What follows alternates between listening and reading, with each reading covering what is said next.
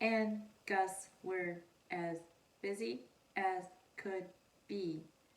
They were getting ready for the cupcake party. Does your kid ever read and sound like a robot? Every single word is word by word, like a robot. This is a problem I see all the time as a reading teacher, and I want to help you with your child if they are struggling with reading like a robot at home.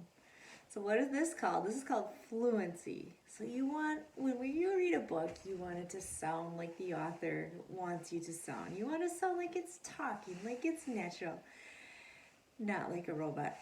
No robots. So let me teach you some things that you can do at home to help your child if they're reading like a robot. First thing is to say, read after me. So have them repeat you. For example, that would look like this. So you're looking at the book, Pete the cat and the frozen and the missing cupcakes. So I would say, Pete and Gus were as busy as could be. They were getting ready for the cupcake party. It started at 3.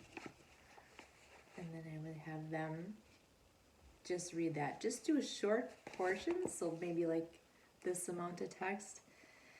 Read it. Even smaller, you could say just like, Pete and Gus were getting ready. Pete and Gus were as busy as could be.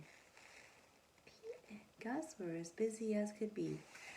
They were getting ready for the cupcake party. We're getting ready for the cupcake party. It started at 3. So that's the first tip, is kind of have them follow you, model what you're doing. It's called read after me. Second thing you can do is have them scoop it into parts. And so that is when they're writing. So let's say they wrote this. I wrote this earlier. My dog is cute and he is white. His name is Zuma. So you would scoop it into phrases. And I would go like in natural phrases how we talk. So it would be, my dog is cute. Or you could do even shorter. My dog is cute. Just kind of natural how we would break it while we were reading. So start it like that. Say, my dog, and the child would say, my dog is cute. Is cute. And he is white. And he is white. His name is Zuma. Okay, and then say to your child, okay, you read it all together now. And then hopefully they would put it all together.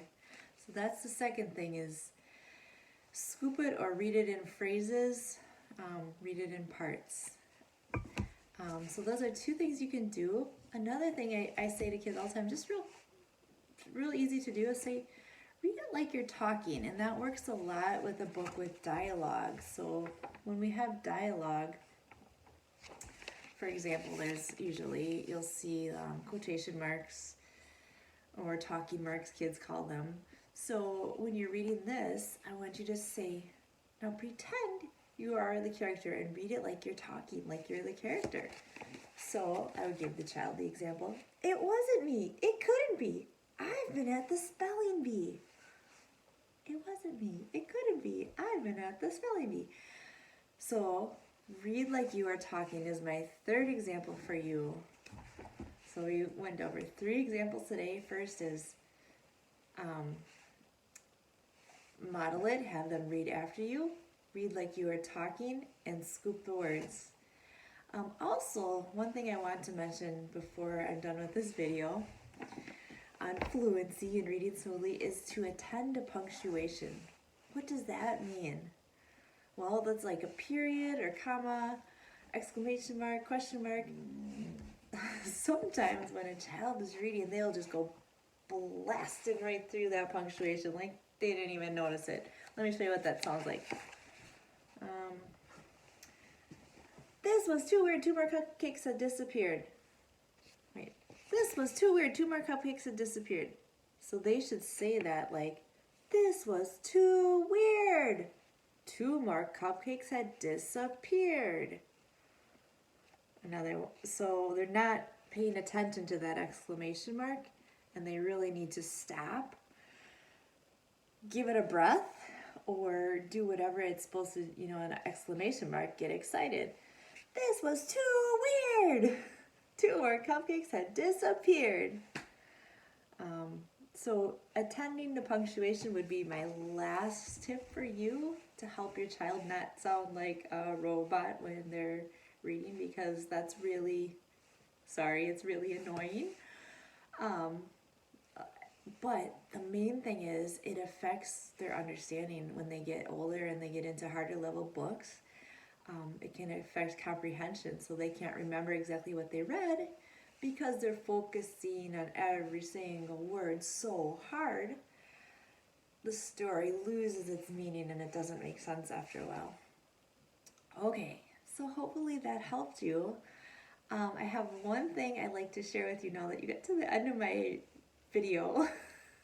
I have been asking companies that I'm using their books, like this company and different publishers, if I would promote their book on my channel, if they would send me some extra books, and then I could go ahead and send them to people that subscribe to my channel or comment or whatever. And so I'm going to do that. And so I have $300 of books coming my way, like this week, from Rigby Publishers, and these are good books. This is like Little Blue Truck, a bunch of really good books. So starting with this video, if you made it this far, you found out the surprise. If you comment and subscribe to my channel, I will go ahead and randomly select someone each video and go ahead and message you on Facebook or through YouTube or whatever, get your address, and then send you a book, and I will pay for the shipping, because that's pretty cool that you watched all this video, and I really want you to get something from these videos in the end. So that's my surprise for you. Comment, subscribe, like the video, and you will get a very good chance of getting a free book in the mail. And when I contact you, we can talk about what book you want, because there's a bunch of them coming. I'm so excited. So thank you to Rigby Publishers. Thank you, and I hope you guys have a wonderful night.